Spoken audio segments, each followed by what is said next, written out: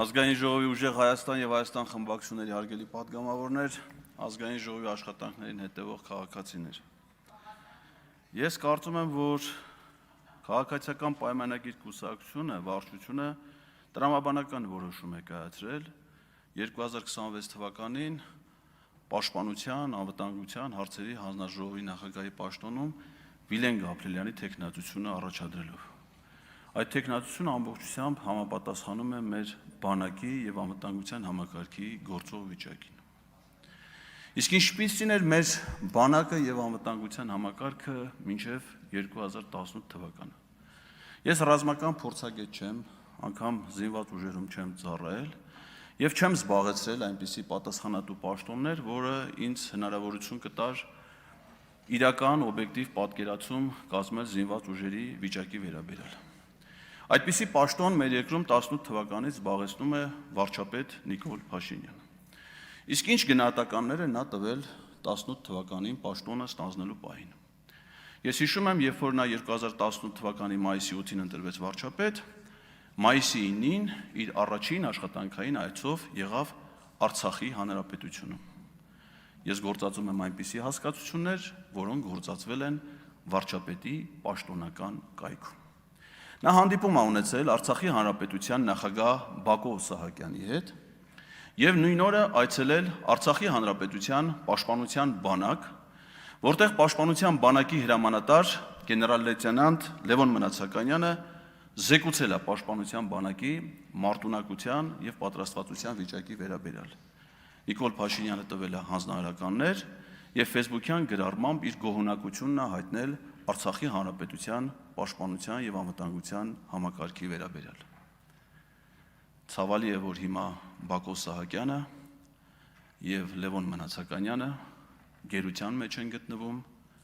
Բաքվի բանտում։ Իսկ Նիկոլ Փաշինյանը շարունակում է պաշտոնավարել վարչապետի պաշտոնում։ 2020 թվականին, երբ արդեն 2.5 տարի մոտ Նիկոլ Փաշինյանը պաշտոնավարում էր վարչապետի պաշտոնում, Տավուշի մարզում բռնկվեց ռազմական գործողություններ։ Այդ ռազմական գործողությունների արդյունքում, երբ որ մեր զինված ուժերը գեներալ-մայոր Գրիգորի Խաչատուրովի գլխավորությամբ կարողացան արժանի դիմադրություն ցույց տալ թշնամուն, անառիկ պահելով Տավուշի մարզի այն տարածքները, որ հետագայում 2024 թվականին Նիկոլ Փաշինյանը պարզապես հանձնեց թշնամուն, այդ ժամանակվա ռազմական գործողությունների արդյունքների վերաբերյալ Սարդարապատի հուշահամալիրում օգոստոսի 28-ին, եթե չեմ սխալվում, երբ Նիկոլ Փաշինյանը հայրենիքին մատուցած ծառայությունների համար մարտական խաչ առաջին եւ երկրորդ աստիճանի շքանշաններ, ինչպես նաեւ Հայաստանի ազգային հերոսի շքանշան էր հանձնում զինվորականներին, այդ ժամանակ նա մեզ քաղաքացիներից տեղեկացրեց, որ Հայաստանի բանակը տարածաշրջանում վճռորոշ բանակ է եւ այդ բանակը ցույց տվեց, որ այդ բանակի հետ ուժի լեզվով խոսել ոչ ոք չի կարող։ Այդ բանակին Նիկոլ Փաշինյանը տարավ 44-օրյա պատերազմին։ Այդ բանակը Արցախի հանրապետության պաշտպանության բանակը այլևս չկա։ Այլևս չկան այն հազարավոր զինծառայողները, ժամկետային եւ պայմանագրային կամավորականները, որոնք գնացել էին հայրենիքը պաշտպանելու։ Չկա այն երկիրը, այն հողը, որտեղ թափվել է նրանց այրունը։ Սակայն Նիկոլ Փաշինյանը կա ողջ առողջ եւ շարունակում է պաշտոնավարել Հայաստանի վարչապետի պաշտոնում։ Եվ իր պաշտոնավարման շրջանում սա միակ պատերազմն ու զոհերը չէր, որ բերեց մեր ժողովրդին։ 2021 թվականին, երբ որ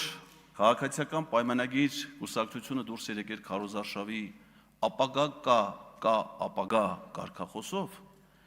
այնտեղ չէր խոստացվում, որ մեր ժողովրդին սպասվում է պատերազմական ապագա։ Չխոստացվեց, բայց 2022 թվականին այդ պատերազմը հասավ Հայաստանի սահմաններին, ընդհուպ մինչև իմ սիրելի եւ հայրենի տուրիստական քաղաք հանդիսացող ջերմուկ, որը դարձավ մարտական գործողությունների թատերաբեմ։ Հարյուրավոր զոհեր, որոնց անուններն անգամ մենք չգիտենք։ որոնց զոհողության օրը հիշատակի օր, սգո օր մեր երկրում անգամ չի հայտարարվել։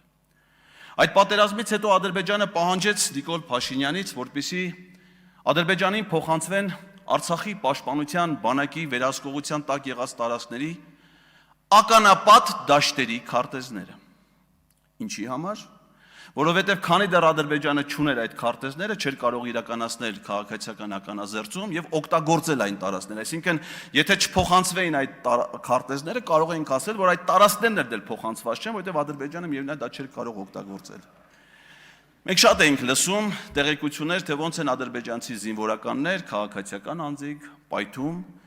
այդ տարածքներում տեղադրված ականների վրա։ Նիկոլ Փաշինյանը Ադրբեջանին պարբերաբար փոխանցել է եւ ինքը խոստովանել դրա մասին ականապատ դաշտերի մի քանի տասնյակ քարտեզներ, որոնցում ներառված են մի քանի տասնյակ հազար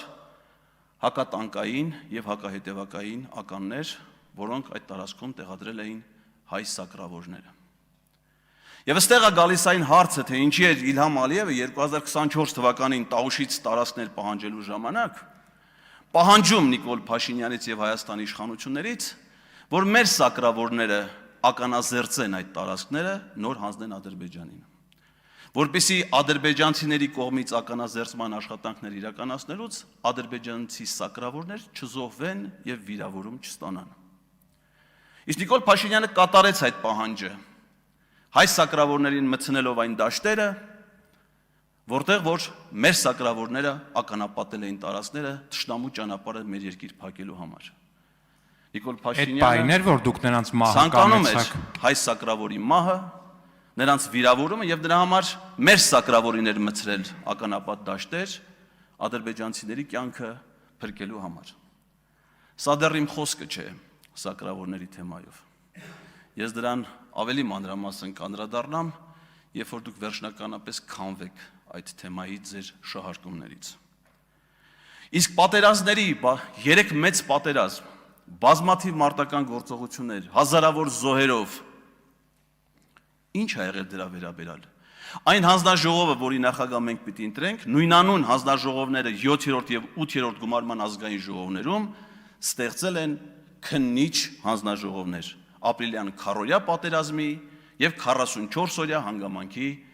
պատերազմի հանգամանքներն ուսումնասիրելու նպատակով։ Սիրելի հայրենակիցներ, կա ձեզնից մեկը, ով որ տեսել է այդ զեկույցները։ Այդ զեկույցները ոչ քառօրյա պատերազմի, ոչ 44-օրյա պատերազմի, ոչ ոք չի տեսել։ Բայց բոլորս լսել ենք այն նմանատիպ սակարկումները, որոնք հիմա գոյություն ունեն քառօրյա պատերազմի վերաբերյալ, Խաչատուրովի բիլիարդ խաղալու վերաբերյալ, տանկերի մեջ վառելիքի փոխարեն ջուր լնելու վերաբերյալ, մեր զինվորների բահերով կռվելու վերաբերյալ, որոնցից ոչ մեկը չի հաստատվել։ Բայց հաստատվել է փաստը, որ Արցախի պաշտպանության բանակը 2016 թվականին անառիկ է պահել մեր երկրի սահմանները եւ հնարավորություն է տվել նաեւ քաղաքացիական պայմանագիր կուսակցության կամավորական ջոկատին մայիսին փոս փորել Մարտակերտի շրջանում իրենց վերապահված տարածքում։ Իսկ 44-օրյա պատերազմից հետո այդ հնարավորությունը այլևս մեր բանակին չի տրվել։ Այս հանձնաժողովի իրավասության ներքո է գտնվում նաև անվտանգության հարցերը։ Ես ուղղակի խորը ցավ եմ ապրում Հայաստանի Հանրապետության ազգային անվտանգության ծառայության համար, որը ջլատվել եւ մասնատվել է այս վերջին տարիների ընթացքում։ Լնայեք ինչ փոփոխություններ են եղել, միայն կադրային մասով ասեմ։ 8 տարվա ընթացքում Հայաստան ունեցել է պաշտպանության 4 նախարար, զինված ուժերի գլխավոր շտաբի 6 ղեկավար։ 6 ամիս ա եղել, որ մենք ընդհանրապես գլխավոր շտաբի պետ չենք ունեցել։ Նայեք ազգային անվտանգության ծառայության քանի տնօրեն ենք ունեցել մենք այն 8 տարիների ընթացքում, երբ որ նրանից առաջ Գորիկ Հակոբյանը պաշտոնավարում էր 12 տարի։ Ես պատահական չեմ ասում սա համակարգ է, որը գործում է իր պահպանողականության սկզբունքով։ Հələ մի հատ պատկերացրեք որևէ խանութի, ասենք 88 խանութի գործունեությունը, երբ որ 8 տարվա ընթացքում նա ունենա 8 տնօրեն։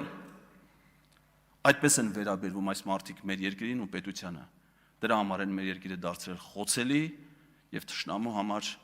ուղղակի թիրախ։